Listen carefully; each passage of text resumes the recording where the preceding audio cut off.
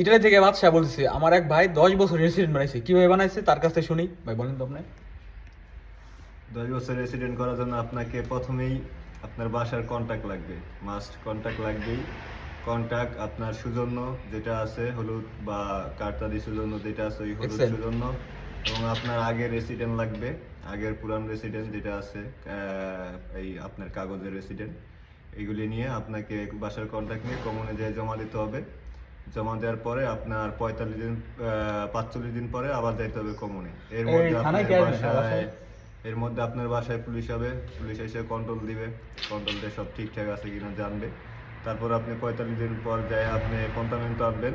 কন্টামেন্ট অনুযায়ী আপনাকে একটা ডেট দিবে, ওই ডেটে যায় আপনার আগে রেসিডেন্ট নিয়ে যাইতে হবে, আপনার ডক্টরি কার্ড, করিব স্কেল এগুলি নিয়ে যায় জমা দিতে হবে। জমা দেওয়ার পর আপনাকে একটা পাগারে করার জন্য কাগজ দিবে এবং আপনার ফিঙ্গার নেবে।